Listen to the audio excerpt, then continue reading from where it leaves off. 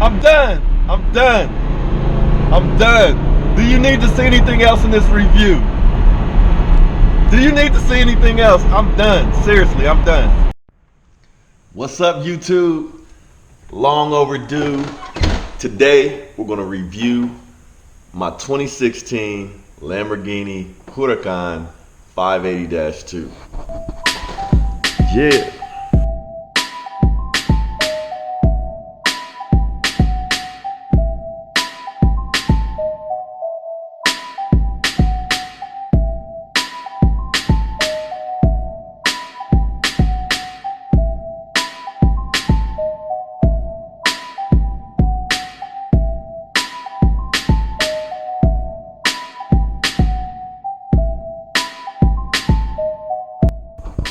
Yeah, so we're gonna check it out. I'm gonna pull it out into the light so we can really take a look at it and talk about the things that I like and don't like about the car. I'll give you an honest consumer owner's perspective of the Lamborghini Huracan, just in case you're thinking about buying one day.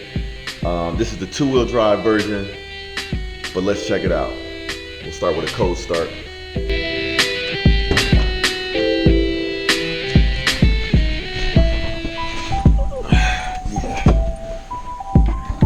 Smells good in here. All right, cold start.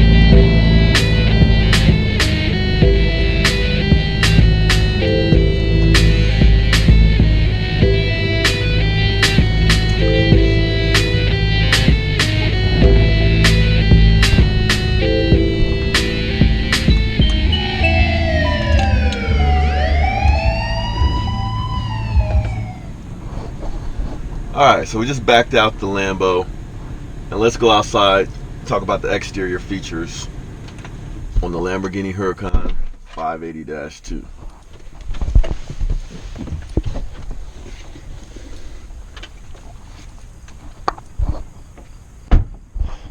Okay, so first of all, as a review perspective, this is Will Motivation.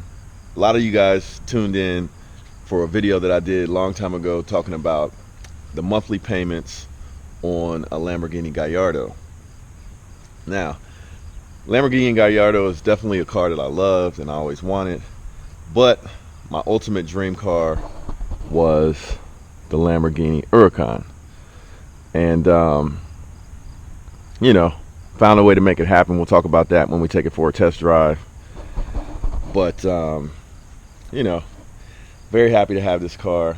To be honest, there's not much I can complain about, but let's talk about the exterior features. The styling of the Huracan, in my opinion, this is one of the nicest vehicles designs of all time. And now, I'm not a huge fan of the 580-2 front end, which is why in my garage I have the front end of a 610-4, which I like a lot better. It's to me it's a more aggressive design than the two-wheel drive. So, but it's not bad looking. It's a sexy car. I got this one in white. It's one of my top. I wanted white or I wanted red. I upgraded my wheels. The wheels that most of the 580-2s come with are a 19-inch, but I upgraded to a 20-inch optional wheel. That a lot of these wheels normally come on a 610-4 as well. I got the windows tinted at the place where I bought it. I got it from Perillo in Chicago. They're like a Bentley Lamborghini dealership, and finally got my plates, but I'm gonna change those up pretty soon. But yeah, so one of the options on a Huracan is a glass bonnet. They call this the bonnet back here, but I actually like the covered bonnet. It looks a little bit more aggressive to me and a little bit more Lamborghini-ish. So I like this. I wish it was, instead of being matte, it's got sort of a matte finish. I would have preferred a glossy black finish, and I might actually get it painted to make it look like it's a tinted glass more than a matte finish. So that's something I really like about this car. It's a little bit hard to see out of the back of this car because of those fins and the cover, but you can still see. It just it makes switching lanes challenging. Now I'm gonna tell you something else I like. This car has a rear view camera, as you can see, but I like the random design of the honeycomb grill in the back. That's hot to death. And one of the things that's different about this car is that in the 580-2, the design, this area here is larger than on a 610-4, which is the all-wheel drive version of the Huracan. So it has a slightly different view from the back. I like the back end of the two-wheel drive version better.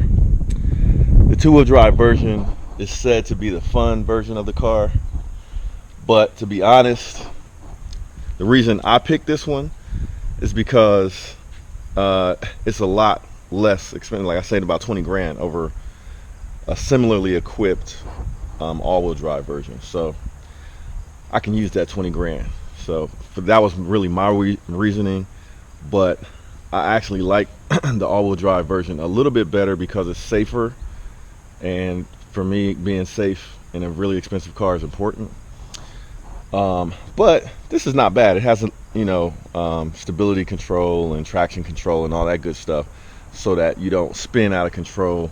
I haven't lost control in it yet, and I floored it in Strata mode. There's like 3 modes to the car. It has Strata mode, Sport mode, and then Corsa mode, which is like the track mode. I haven't floored it in Corsa,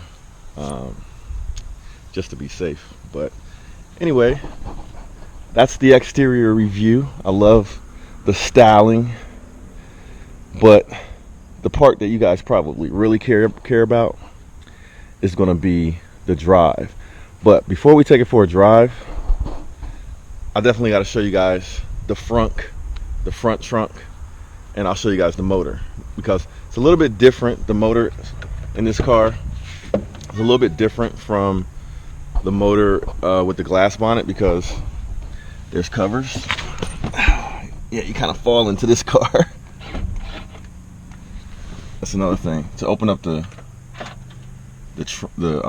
motor bay, the vehicle actually has to be powered on. So let's check it out. I'm 6'2". I fit comfortably, but getting out of the car is sort of challenging.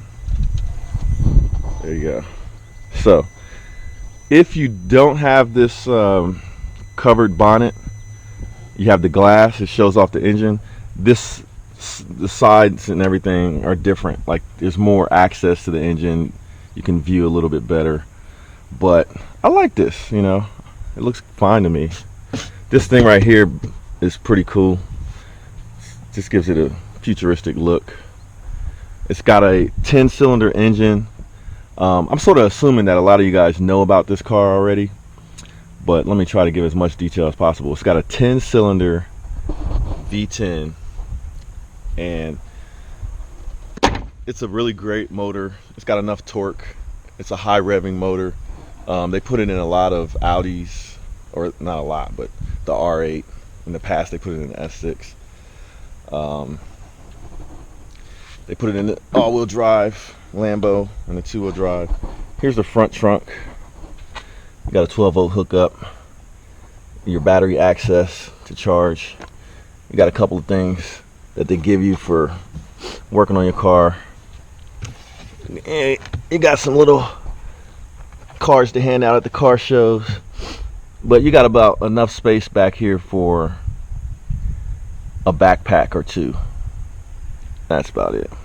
Maybe we'll do another video actually showing how useful or not useful that is. But how about we take it for a ride? I'll get it rinsed off. We'll get some better shots of it, but we'll talk about how it is to drive one of these things and thrash it a little bit. Now, before we take off, let me talk a little bit about the interior. Let's start it up. It's got push button start, of course. And one thing, I've owned a lot of Audis in the past, and this car has a lot of the features and like the way you actually utilize the car is very similar on the interior to an Audi. So the it's got a digital dash. I love that about the car. You check that out. You can change how large or small the dash options are. That's pretty cool. So it's got a digital dash. There's a lot of reviews that go into detail with that, but we could spend an hour just talking about that stuff. I just want to show you guys what it looks like. You got a few controls for your lighting down here, your mirrors here, your AC here, window up and down on the left and the right, parking sensors, emergency lights, electronic stability control, on off switch, your electronics right here, radio, media, and then your navigation, telephone, car, all your good stuff here. Very similar to an Audi. And the way you go into reverse is kind of cool. You just pull this up. Of course, I gotta press hard on the brake, but it lights up when you're in reverse, and then you get a reverse camera there. Put it back in park. Park is with P. This is a manual button, so if you want to use the paddle shifters, you can use the paddle shifters by clicking the manual, or you can turn the paddle shifting off by clicking this again. It goes back into auto. But car drives pretty good in auto mode. I like it. It's real comfortable. I'm 6'2". I've got head space, but I've got probably 3 inches. So if you're 6'6" or better, you're gonna probably have to, I don't know, play around with the seat adjustments. You might get a couple more inches to dropping the seat all the way down, or but if you're taller than that, shout out to Tall Guy Car Reviews. I saw him in that Aventador, man. It looked cramped. But it's pretty comfortable for me. Like, I'm 6'2" and I'm good. One thing that I think this car is missing that I wish that it had would be home link, to be able to open up your garage. I think any expensive car should have that. Another thing that I think it should have would be blind spot sensors. It doesn't have blind spot sensors. But as far as electronics and features, that's about it.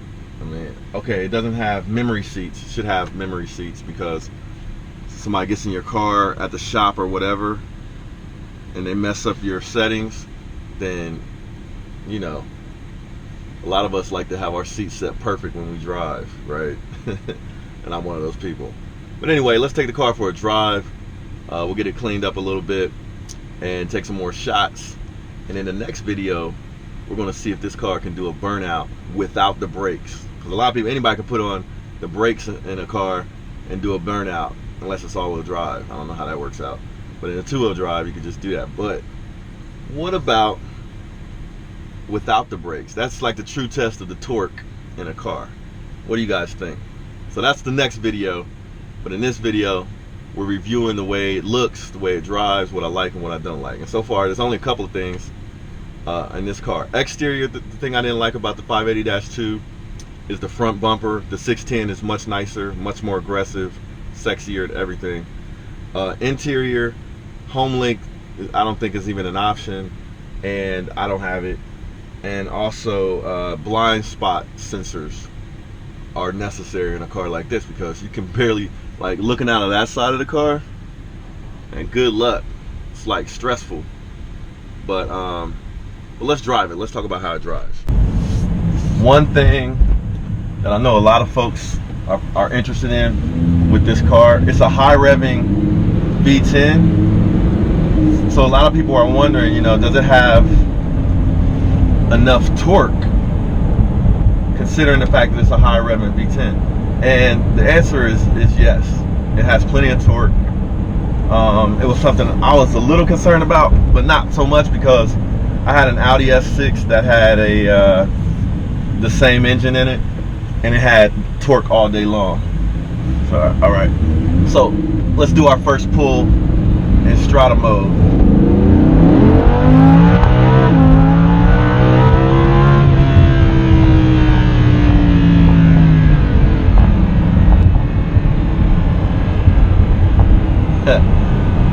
That's the slowest mode that there is in this car, and it's crazy. It's crazy. It's crazy. Like, I don't even understand how some people supercharge these cars and put turbos on them. However, when I hit 100,000 subscribers, if you guys want me to, I'll supercharge it or throw a turbo on it, because at that point, hopefully that YouTube revenue will kick in and pay for a supercharger or a turbo. Shout out to Tall Guy Car Reviews for killing it, growing this channel. It's probably got 100,000 subscribers today or tomorrow. But I'm working on it, man. I'm on my way. But anyway, so, yo, that pull was crazy. Now, the good thing, I'm in Strata mode. I punched it. The car didn't fishtail, lose traction, or anything. It just took off. And this is a two-wheel drive car. A lot of other cars, two-wheel drive with this kind of power, and so a lot of you wonder, how much power does it have? The 580-2 has 580 horsepower. The 610-4, the all-wheel drive version of the Huracan, has 610 horsepower. You can actually tune this car to get the same horsepower as a all-wheel drive car, but because this is two-wheel drive, they tone down the power a little bit so that you don't constantly lose control of it. It's plenty strong. But people have lined up the two Lamborghini versions, the all-wheel drive and the two-wheel drive, and the all-wheel drive will take this car off the line, but then it might have a car link, and then they stay equal, from what I've seen. Anyway, you saw how it pulls, and it pulls crazy. I think it will do an easy burnout without the brake, from a stop, from a standstill. We're gonna try that out. But one of the things, so what are my driving impressions of this car, man? It's fast, it's mean, it's sort of docile and easy to drive, much easier to drive than the Gallardo, even though the Gallardo, I would say, on a country road where you're not trying to go for top speed, the Gallardo may be a little bit more fun. But this car is faster and easier to drive, and of course I would choose this one because it has a lot of features that the Gallardo does not have. So that's really, I have 3 mods planned for this car. Exhaust, maybe I'll do some suspension work on it to lower it, and then I want to change out my front bumper to the 610-4 bumper and wrap it. Okay, so that's 4 mods. I'm going to wrap this car, and I sort of think that's a necessity just to protect the paint if you go to resell it later, and just to make your car unique without going over the top.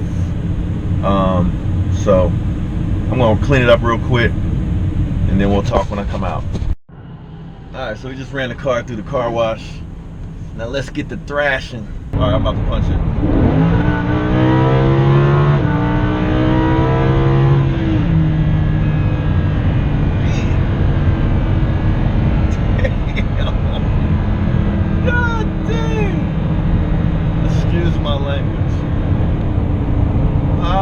I don't think think we need to. I don't really think we need to hit Corsa mode today. I think we need to take it on home. Oh my God, this car is stupid. Good Lord. I don't know if you guys need to see anything else in this review, for real. There you have it. Lamborghini Huracan, buy one, ASAP, sold. Man, this car is crazy. You hear those pops?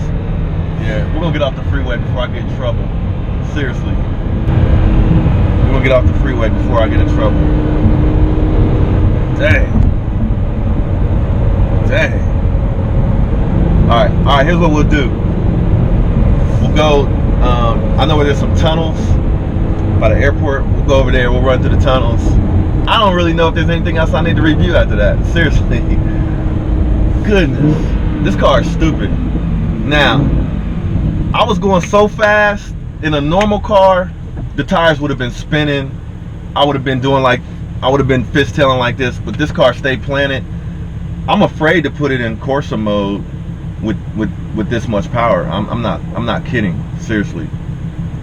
I'm afraid. Like, this car is fast enough in normal scenarios that it kind of takes your breath away. Seriously. I'm not even trying to be funny. I'm not overreacting for the camera. Like when a dude from Vehicle Virgins just supercharged his all-wheel drive version, I can only imagine how stupid fast that thing is when this car is not even supercharged, and this is a 10-second car. At least in the all-wheel drive version, it's a 10-second car. In the two-wheel drive version, people haven't really been taking them out to the tracks, probably because they're scared that you might lose traction or lose control, and nobody wants to wreck their $200,000 car. So anyway, I did promise we were gonna do a little thrashing.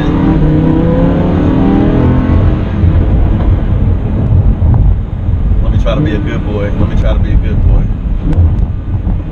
This car is stupid. This car is stupid. This car is stupid.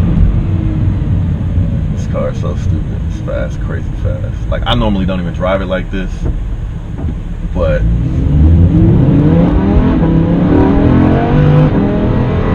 now, that was about 25% throttle. I kid you not. That stoplight right there. Oh, this guy wants to go.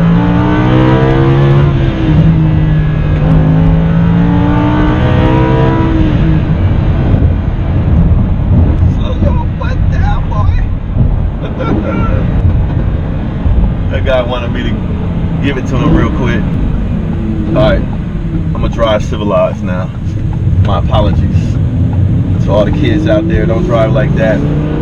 I was just accelerating. I was accelerating under the speed limit, which I highly recommend everyone stay under the speed limit. You don't want any tickets. You don't want any accidents. This car is just a little bit hard to control.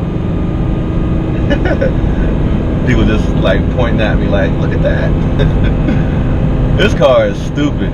Like, the Huracan, the Gallardo, when you paddle shift and you drive it, it's fun. Like, let me roll down the window so you guys can hear the exhaust. When you paddle shift it, it's fun. It gives you that, like, in between shifts, you do that little pause and it rocks in and it drives and it's fun. It feels like you're driving like just a fun toy. This car is just insane.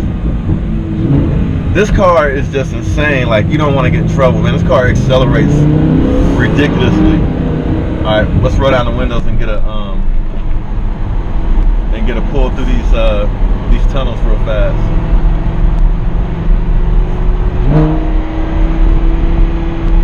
Here we go. Pulling up into the tunnel.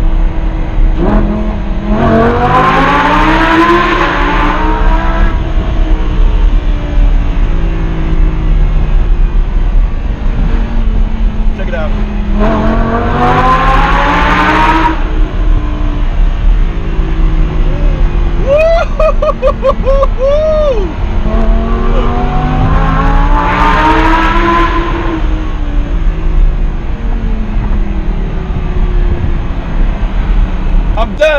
I'm done. I'm done. Do you need to see anything else in this review? Do you need to see anything else? I'm done. Seriously, I'm done. I hope you enjoyed this review. Like, subscribe, buy a Huracan.